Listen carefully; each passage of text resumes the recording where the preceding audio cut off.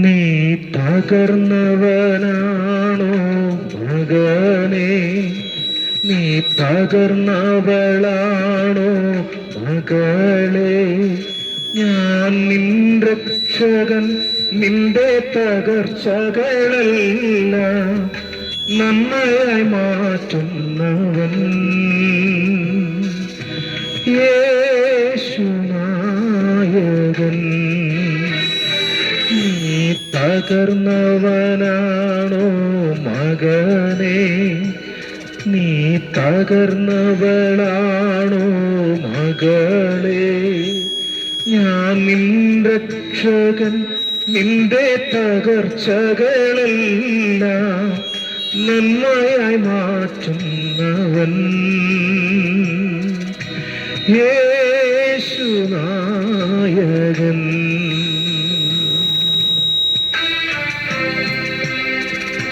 That's it. Praise the Lord.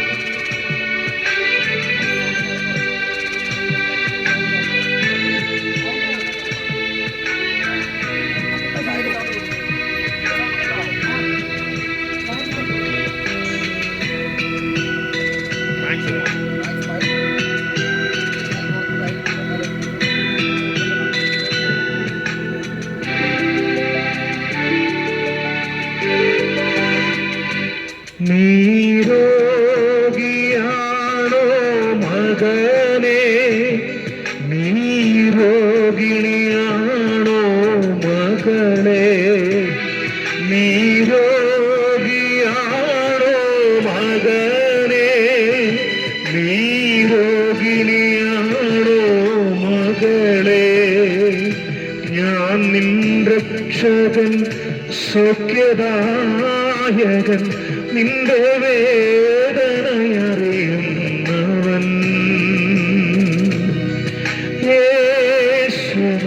യേശുനായകൻ. തകർന്നവനാണോ മകനേ?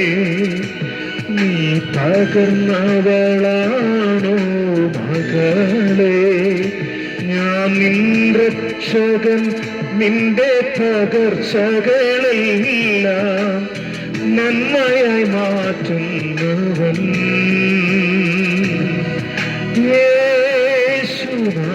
യേശുനായകൻ.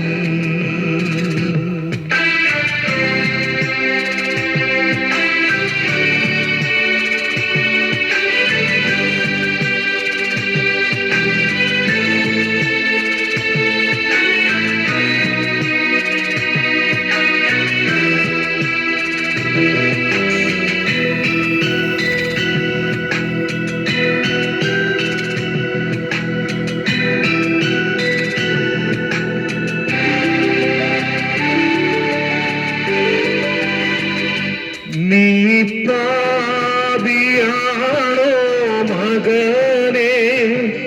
നീ പാപിനിയാണോ മകളെ? നീ പാപിയാണോ മകനേ? നീ പാപിനിയാണോ മകളെ? ഞാൻ നിൻ രക്ഷകൻ, പാപമോചകൻ, നിന്റെ ജീവിതമറിയുന്നവൻ.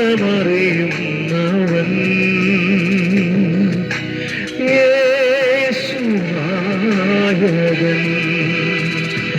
നീ തകർന്നവനാണോ മകനേ? നീ തകർന്നവളാണോ മകളെ? ഞാൻ നിൻ രക്ഷകൻ, നിന്റെ തകർച്ചകളെല്ലാം നന്മയായി മാറ്റുന്നവൻ.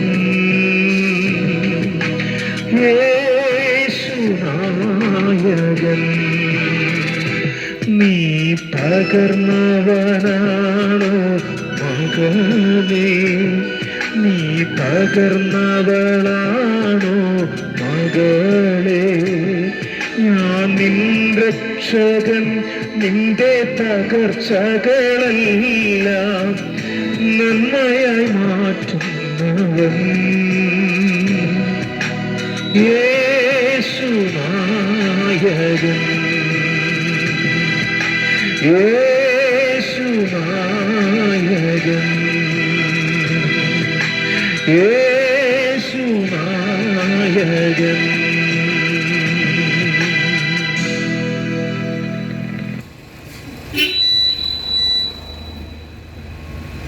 Praise Lord. കർത്താവായ യേശുക്രിസ്തുവിന്റെ ധന്യനാമത്തിൽ ഈ ശബ്ദപരിധിക്കുള്ളിൽ ഞങ്ങളെ ശ്രവിക്കുന്നതായ എല്ലാ മാന്യ ശ്രോതാക്കൾക്കും വേഗം വരുന്ന കർത്താവായ യേശുക്രിസ്തുവിന്റെ നാമത്തിലുള്ള വന്ദനങ്ങൾ അറിയിക്കുകയാണ്. കാലം തികഞ്ഞു, ദൈവരാജ്യം സമീപിച്ചിരിക്കുകയാൽ മാനസാന്തരപ്പെട്ട് സുവിശേഷത്തിൽ വിശ്വസിക്കുവിൻ. 2000 വർഷങ്ങൾക്ക് മുമ്പ് ഇസ്രായേലിന്റെ പ്രാന്തപ്രദേശങ്ങളിലും സ്നാപക യോഹന്നാൻ എന്ന് പറയുന്നതായ വ്യക്തി സംസാരിച്ചു തുടങ്ങിയതായ വാക്കുകളാണ് കാലം തികഞ്ഞു, ദൈവരാജ്യം സമീപിച്ചിരിക്കുകയാൽ മാനസാന്തരപ്പെടുവിൻ. എന്തിനു വേണ്ടിയുള്ള കാലമാണ് തികഞ്ഞത്? ദൈവത്തിന്റെ രാജ്യം വരുവാനുള്ള കാലമായി. അതിനെന്തിനു വേണ്ടിയാണ് മാനസാന്തരപ്പെടേണ്ടത്? ആ ദൈവത്തിന്റെ രാജ്യത്തിനകത്ത് പ്രവേശിക്കണമെങ്കിൽ മാനസാന്തരപ്പെടണം. മാനസാന്തരപ്പെടുക എന്ന് പറഞ്ഞു കഴിഞ്ഞാൽ മനുഷ്യന്റെ അവന്റെ തന്നെത്താനെയുള്ള അന്ന് വരെയുള്ള ജീവിതത്തിന് ദൈവത്തിന്റെ വചനപ്രകാരം തെറ്റായുള്ള വഴികളെ വിട്ട് മനം തിരിഞ്ഞ് ദൈവത്തിന്റെ വചനത്തിലേക്ക്, ദൈവമാർഗത്തിലേക്ക് മടങ്ങി വരുന്നതിനെയാണ് മാനസാന്തരപ്പെടുക എന്ന് പറയുന്നത്. പ്രിയമുള്ളവരെ, ദൈവരാജ്യത്തിനകത്ത് പ്രവേശിക്കുവാൻ മാനസാന്തരപ്പെടണം. നമ്മൾക്കറിയാം, ഇന്ന് നമ്മുടെ കൊച്ചു കേരളത്തിൽ അനേക ലക്ഷം ആൾക്കാർ ഓരോ വർഷങ്ങളും വിദേശ രാജ്യങ്ങളിലേക്ക് കുടിയേറുകയാണ്. UK, അയർലൻഡ് തുടങ്ങിയ അനേക രാജ്യങ്ങളിലേക്ക് കുടിയേറുന്നു. ചെറുപ്പക്കാരുടെയൊക്കെ പല ആൾക്കാരുടെയും ആഗ്രഹം കുറച്ച് വിദ്യാഭ്യാസം ഒക്കെയായി ആ വിദേശ രാജ്യങ്ങളിലേക്ക് താമസം മാറണം.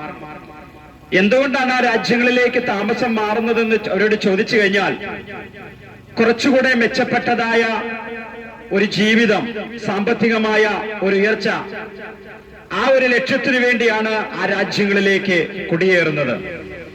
എന്നാൽ ആ രാജ്യങ്ങളിലേക്ക് കുടിയേറിയാലും എത്ര വർഷം ആ രാജ്യത്ത് താമസിക്കാൻ പറ്റും? മരണം വരെയല്ലേ ഉള്ളൂ. മരണം എന്ന് പറയുന്നതായ യാഥാർത്ഥ്യം വന്നു പിടിക്കുമ്പോൾ എനിക്കിപ്പോൾ വരുവാൻ കഴിയത്തില്ല, പോയി പിന്നെ വാ എന്ന് പറയുവാൻ ആർക്കും കഴിയത്തില്ല. കാരണം മരണം ആരെയും വെയിറ്റ് ചെയ്യുകയില്ല.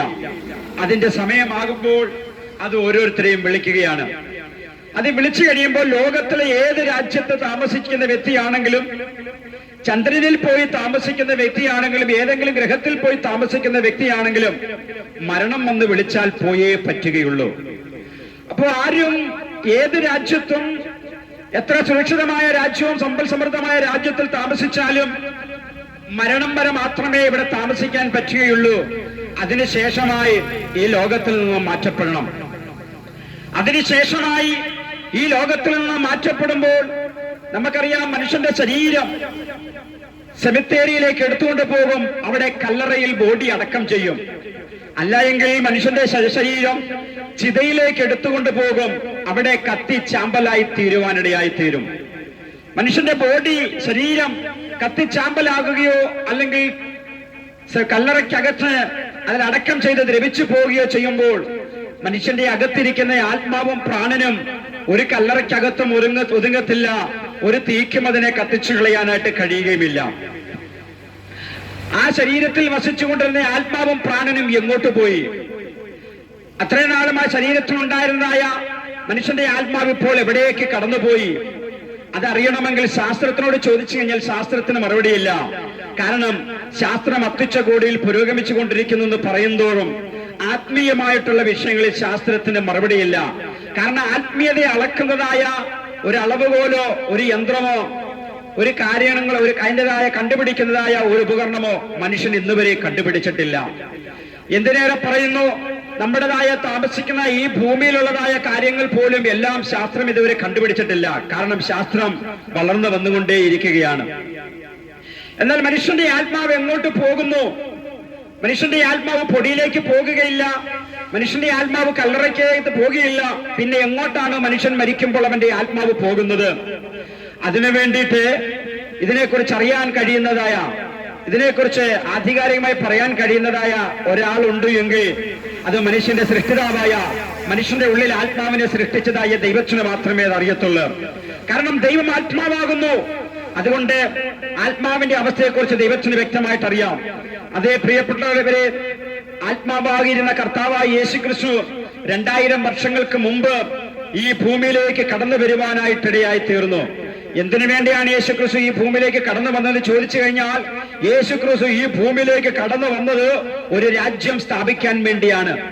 ഏത് രാജ്യമാണ്? കർത്താവായ യേശുക്രിസ്തു ഭൂമിയിൽ 33.5 വയസ്സ് വരെ ഈ ഭൂമിയിൽ ജീവിക്കുവാനിടയായി തീർന്നു. 33.5 വയസ്സായപ്പോൾ കർത്താവായ യേശുക്രിസ്തു ക്രൂശ് മരണത്തിൽ കൂടെ ഈ ലോകത്തിൽ നിന്നും കർത്താവ് സ്വർഗാരോഹണം ചെയ്യുവാനിടയായി തീർന്നു. എന്നാൽ കർത്താവ് പിന്നെ ഏത് രാജ്യമാണ് സ്ഥാപിച്ചത്? യേശുക്രിസ്തുവിന്റെ വരവിന് മുന്നോടിയായിട്ട് സ്നാപക യോഹന്നാൻ മുക്കിനും അറിയപ്പെടുന്നതായ സ്ഥലങ്ങളിലെല്ലാം, യഹൂദയുടെ പ്രാന്തപ്രദേശങ്ങളിലും മരുഭൂമികളിലും യോർദാന്റെ തീരങ്ങളിലെല്ലാം വിളിച്ചു പറഞ്ഞു, കാണുന്നതായ സകല ജനത്തോടും വിളിച്ചു പറഞ്ഞു, ദൈവത്തിന്റെ രാജ്യം സമീപിച്ചിരിക്കുകയാൽ മാനസാന്തരപ്പെടുവിൻ.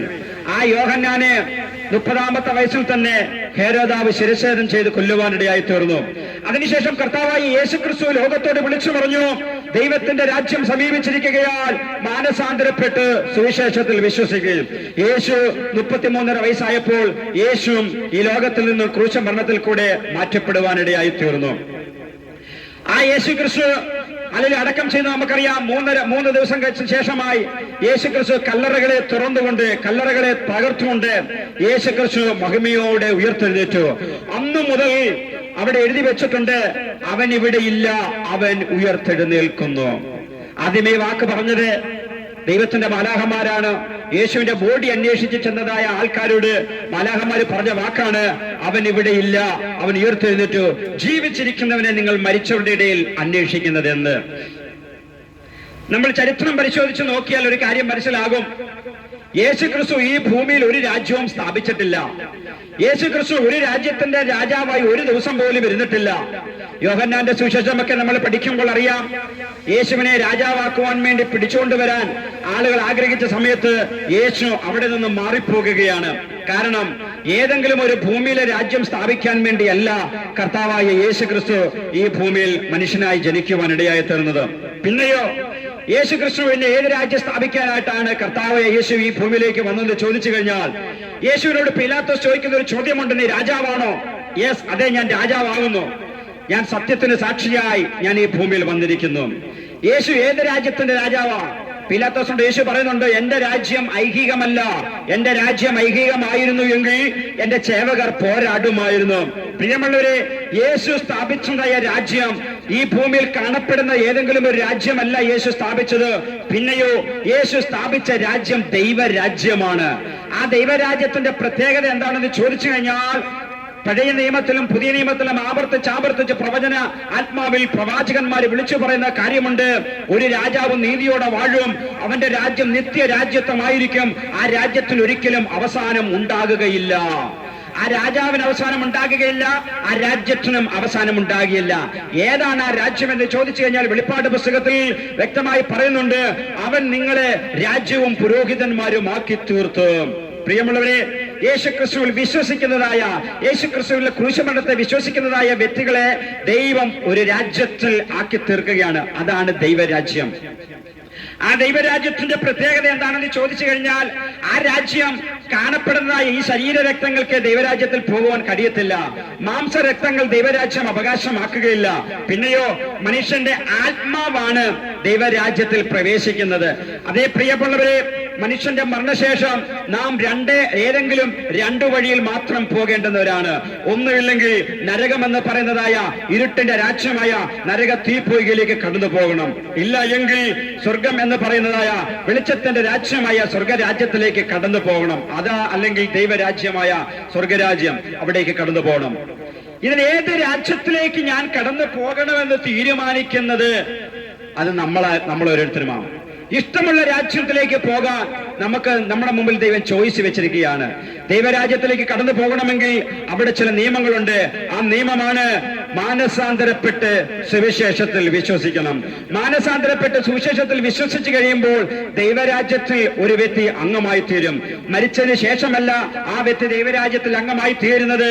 ആ വ്യക്തി ഈ ശരീരത്തിൽ ജീവനോടെ ഇരിക്കുന്ന കാലഘട്ടത്തിൽ തന്നെ ആ വ്യക്തിക്ക് ദൈവരാജ്യത്തിൽ അംഗമായി തീരാനായിട്ട് കഴിയും. അതുകൊണ്ടാണ് യേശുവിനെ വിശ്വസിച്ചതായ ശിഷ്യന്മാരുടെ യേശുക്രിസ്തു പറയുന്ന ഒരു കാര്യമുണ്ട്.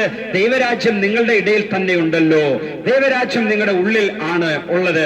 പ്രിയമുള്ളവരെ, ദൈവരാജ്യത്തിനകത്ത് ജീവനോടെ ഇരിക്കുമ്പോൾ അവനവൻ ശരീരത്തിൽ ജീവനോടെ ഇരിക്കുന്ന കാലഘട്ടത്തിൽ ഒരാൾ മാനസാന്തരപ്പെട്ട് സുവിശേഷത്തിൽ വിശ്വസിച്ച് ദൈവരാജ്യത്തിനകത്ത് അംഗമായി കഴിഞ്ഞു കഴിയുമ്പോൾ ദൈവത്തിന്റെ വചനമായ ബൈബിൾ ഒരു ഉറപ്പ് തരുന്നുണ്ട്. ആ വ്യക്തിയുടെ മരണത്തിന്റെ ശേഷമായി ആ വ്യക്തി എപ്പോൾ മരിക്കുന്നുവോ ആ ക്ഷണത്തിൽ തന്നെ ആ വ്യക്തിയുടെ ആത്മാവ് അക്ഷരീകമായ ദൈവരാജ്യത്തിലേക്ക് പ്രവേശിക്കുകയാണ്. ആ ദൈവരാജ്യത്തിനകത്ത് പ്രവേശിക്കാത്ത ഒരാളാണ് മരണം വഴിയായി ലോകത്തിൽ നിന്ന് മാറ്റപ്പെടുന്നതെങ്കിൽ വേറൊരു ഓപ്ഷൻ ഇല്ല. പിന്നെ പോകാനായിട്ടുള്ള ഒറ്റയൊരു സ്ഥലം നരക തീപ്പൊയ്ക മാത്രമാണ്. അതുകൊണ്ടാണ് കർത്താവ് യേശുക്രിസ്തു പറഞ്ഞതായ സുവിശേഷത്തിൽ യേശുക്രിസ്തു ഇപ്രകാരം പറയുന്നുണ്ട്, ജീവിച്ചിരുന്ന് എന്നിൽ വിശ്വസിക്കുന്നവൻ ഒരു നാളും മരിക്കുകയില്ല, അവൻ എന്നേക്കും ജീവിക്കും. അതിന്റെ അർത്ഥം അവന്റെ ആത്മാവ് നഷ്ടമായി നരക തീപ്പൊയ്കയിൽ മരണമാകുന്ന നിത്യമരണമാകുന്ന നരക തീപ്പൊയ്കയിലേക്ക് അവന്റെ ആത്മാവ് തള്ളപ്പെടുകയില്ല, മറിച്ച് അവൻ നിത്യജീവനിലേക്ക് കടന്നു പോകുവാനായിട്ടിടയായി തീരും. അതാണ് സുവിശേഷം.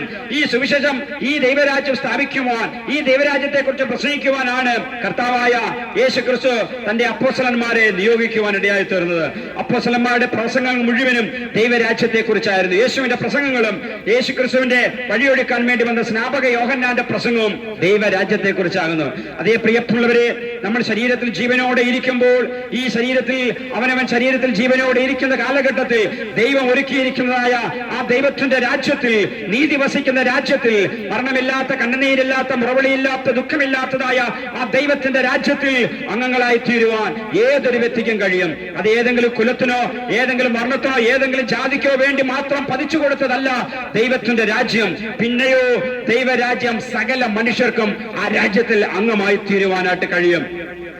യേശുക്രിസ്തുവിന്റെ ക്രൂശ് മരണത്തിന് ശേഷമായി, യേശുവിന്റെ ഉയർത്തെഴുന്നേൽപ്പിന് ശേഷമായി യേശുക്രിസ്തു ശിഷ്യന്മാരെ വിളിച്ചു കൂട്ടിയിട്ട് പറഞ്ഞു, നിങ്ങൾ ഭൂമിയുടെ അറ്റത്തോളം കടന്നു പോകണം, പോയി സകല ജാതികളോടും സുവിശേഷം പ്രസംഗിക്കണം, വിശ്വസിക്കുന്നവരെ പിതാവിന്റെയും പുത്രന്റെയും പരിശുദ്ധ ആത്മാവിന്റെ നാമത്തിൽ സ്നാനപ്പെടുത്തിക്കൊണ്ട് ഞാൻ നിങ്ങളോട് കൽപ്പിച്ചതൊക്കെയും ഉപദേശിപ്പാൻ തക്കവണ്ണം അവരെ പഠിപ്പിച്ചുകൊണ്ട് സകല ജാതികളെയും എന്റെ ശിഷ്യരാക്കിക്കൊള്ളുവിൻ. അതേ പ്രിയപ്പെട്ടവരെ, ഏത് ജാതിയിലും കുലത്തിലും വർണ്ണത്തിലും ഏത് രാജ്യത്തിൽ താമസിക്കുന്ന വ്യക്തിയാണെങ്കിലും ഈ രാജ്യത്തിനകത്തേക്ക് പ്രവേശിക്കാൻ കഴിയും. അതിന് നമുക്ക് സാമ്പത്തികമായി ₹1 കൊടുക്കേണ്ട കാര്യമില്ല. സാമ്പത്തികമായി ഏതെങ്കിലും പുണ്യസ്ഥലങ്ങൾ സന്ദർശിക്കുകയോ ഏതെങ്കിലും നേർച്ച കാഴ്ചകൾ കൊടുക്കുകയോ ചെയ്യേണ്ട ആവശ്യമില്ല. കാരണം ഈ രാജ്യം ആത്മീകമാകയാൽ ഈ രാജ്യത്തിൽ പ്രവേശനവും ആത്മീകമായിട്ട് മാത്രമാണ്.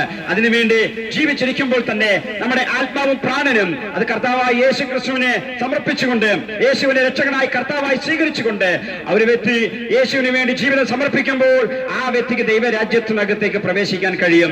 ഈ രാജ്യത്തിനകത്തേക്ക് പ്രവേശിച്ചതായ ഒരു വ്യക്തിയെ സുവിശേഷത്തിന്റെ അവസാന ഭാഗങ്ങളിൽ നമുക്ക് കാണാനായിട്ട് കഴിയും. യേശുക്രിസ്തുവിനെ കാൽവരി ക്രൂശിൽ ക്രൂശിച്ച സമയത്ത് യേശുക്രിസ്തുവിന്റെ ഇടത്തും വലത്തുമായി 2 പേരും കള്ളന്മാരെയും ക്രൂശിച്ചിരുന്നു. 3 പേരും ക്രൂശിൽ കിടന്ന് മരിച്ചുകൊണ്ടിരിക്കുകയാണ്. ആ മരിക്കുന്നതിന്റെ അവസാന നിമിഷമായി ക്രൂശിൽ കിടന്നതായ ഒരു കള്ളന് ഈ യേശു ആരാണെന്ന് മനസ്സിലായി. ഒരുപക്ഷെ അവൻ യേശുക്രിസ്തുവിന്റെ പ്രസംഗങ്ങൾ കേട്ട് കാണാം. ദൈവരാജ്യത്തെ കുറിച്ചുള്ളതായ അനേകമായ യേശുവിന്റെ പ്രസംഗങ്ങൾ ആ മനുഷ്യന്റെ മനസ്സിൽ ഓടിയെത്തിയിട്ടുണ്ടാകാം. ആ മനുഷ്യൻ അത് വെച്ചുകൊണ്ട് യേശുവിന്റെ അടുക്കിലേക്ക് തിരിഞ്ഞിട്ട് പറയുകയാണ്, യേശുവേ, നീ രാജാവായി വരുമ്പോൾ, നീ രാജ്യത്വം പ്രാപിച്ചു വരുമ്പോൾ എന്നെയും കൂടെ ഒന്ന് ഓർത്തുകൊള്ളണമേ. എന്തുകൊണ്ടാണ് ഈ മനുഷ്യൻ ഇങ്ങനെ പറയുവാനിടയായി തീർന്നതെന്ന് ചോദിച്ചു കഴിഞ്ഞാൽ ആ മനുഷ്യനൊരു കാര്യം അറിയാം. ഈ ക്രൂശിൽ നടുക്ക് കിടക്കുന്നതായ യേശു ഈ ക്രൂശിലെ മരണം കൊണ്ട് തീരുന്നവനല്ല, ഈ ക്രൂശിലെ മരണം വഴിയായി മാറ്റപ്പെടുന്നവനല്ല. എന്നാൽ ഈ വ്യക്തി മരിച്ച് ഉയർത്തെഴുന്നേറ്റ് രാജാവായി പിന്നെയും കടന്നു വരുമെന്ന് ആ ക്രൂശിലെ കള്ളന് വെളിപ്പാട് ലഭിക്കുവാനിടയായി തീർന്നു. ആ വെളിപ്പാടിലാണ് ആ മനുഷ്യൻ യേശുവിന്റെ മുഖത്തേക്ക് നോക്കിയിട്ട് വിളിച്ചു പറഞ്ഞത്, യേശുവേ, നീ രാജ്യത്വം പ്രാപിച്ചു വരുമ്പോൾ എന്നെയും ഓർക്കണമേ എന്ന്. ആ ക്ഷണത്തിൽ യേശു ആ മനുഷ്യന്റെ നേരെ തിരിഞ്ഞിട്ട് ഇപ്രകാരം പറഞ്ഞു, ഇന്ന് നീ എന്നോടുകൂടി പർദീസയിലായിരിക്കുമെന്ന് ഞാൻ സത്യമായിട്ടും നിന്നോട് പറയുന്നു. അതേ പ്രിയപ്പെട്ടവരെ, യേശുവിനെ രാജാവായി, കർത്താവായി, രക്ഷകനായി അംഗീകരിച്ചതായ ഏതൊരു വ്യക്തിക്കും, അത് ഏത് മാർഗത്തിൽ ജീവിക്കുന്ന വ്യക്തി ആയിക്കൊള്ളട്ടെ, ഏത് ദുർമാർഗത്തിൽ ജീവിക്കുന്ന വ്യക്തിയാണെങ്കിലും മാനസാന്തരപ്പെട്ട് യേശുവിനെ കർത്താവിന്റെ രക്ഷകനായി സ്വീകരിച്ചു കഴിഞ്ഞാൽ ഈ ദൈവത്തിന്റെ രാജ്യത്തിലേക്ക് ആ വ്യക്തിക്ക് പ്രവേശനം ലഭിക്കുവാനായിട്ട് കഴിയും. ഇതൊരു സന്തോഷ വാർത്തയാണ്. അതുകൊണ്ടാണ് യോഹന്നാന്റെ സുവിശേഷം അതിന്റെ 1-ാമത്തെ അധ്യായത്തിൽ തന്നെ ഇപ്രകാരം പറയുന്നുണ്ട്, യേശുവിനെ കർത്താവായി യേശുവിനെ സ്വീകരിക്കുന്ന വ്യക്തികൾക്ക്, യേശുവിനെ കൈക്കൊള്ളുന്ന വ്യക്തികൾക്ക് ദൈവത്തിന്റെ മക്കളായി തീരുവാൻ ദൈവം അധികാരം കൊടുത്തു. അതേ പ്രിയപ്പെട്ടവരെ, ഏത് ജാതിയിലോ ഏത് വർണ്ണത്തിലോ ഏത് കുലത്തിലോ പെട്ട വ്യക്തി ആയിക്കൊള്ളട്ടെ, കർത്താവായി യേശു ക്രിസ്തുവിനെ അംഗീകരിക്കുന്ന, യേശു ക്രിസ്തുവിന്റെ ക്രൂശിലെ രക്ഷയെ അംഗീകരിക്കുന്ന, യേശു ക്രിസ്തുവിന്റെ രക്ഷയെ സ്വീകരിക്കുന്ന ഏതൊരു വ്യക്തിക്കും ദൈവത്തിന്റെ മകനായി മകളായി തീരുവാനുള്ളതായ അധികാരം ദൈവം നമുക്ക് നൽകിയിരിക്കുകയാണ്. ഈ അധികാരം ദൈവം നൽകി, ഈ അധികാരം നഷ്ടപ്പെടുത്തി കളയാതെ, ദൈവം നൽകിയതായ ദൈവരാജ്യത്തിലേക്കുള്ള പ്രവേശനം നഷ്ടമാക്കി കളയാതെ, ആ രാജ്യത്തിലേക്കുള്ള പ്രവേശനം പ്രാപിക്കുവാൻ, ദൈവമക്കൾ എന്നുള്ളതായ ആ അധികാരം പ്രാപിച്ച് ഒരു ദൈവമായി ജീവിക്കുവാൻ ദൈവം നമ്മളെ ഓരോരുത്തരെ സഹായിക്കട്ടെ എന്നുള്ള പ്രാർത്ഥനയോടുകൂടി ഞാൻ എന്റെ വാക്കുകളെ ചുരുക്കുകയാണ്. ഞങ്ങളെ സ്നേഹിക്കുന്ന ഞങ്ങളുടെ ദൈവമേ, ഞങ്ങളുടെ സ്വർഗീയ പിതാവേ, ഞങ്ങൾ നന്ദിയോട് ഞങ്ങൾ അങ്ങേക്ക് സ്തോത്രം പറയുകയാണ്. കർത്താവേ, ഈ ദേശത്തിനായി സ്തോത്രം, ഈ ദേശനിവാസികൾക്കായി സ്തോത്രം. വചനം കേട്ട എല്ലാ പ്രിയപ്പെട്ടവരും ദൈവം അനുഗ്രഹിക്കുമാറാണമേ. അവർ വരും ദിവസങ്ങളില് ദൈവമക്കളായി അല്ലെങ്കിൽ ഈ അധികാരം പ്രാപിച്ച് ജീവിക്കുവാൻ, ദൈവത്തിന്റെ മക്കളായി ജീവിക്കുവാൻ അങ്ങ് സഹായിക്കുമാറാകണമേ. പ്രാർത്ഥന കേട്ടത് കൊണ്ട് സ്തോത്രം, യേശു ക്രിസ്തുവിൻ നാമത്തിൽ തന്നെ ആമേൻ. ദൈവം നിങ്ങളെ അനുഗ്രഹിക്കുമാറാകട്ടെ.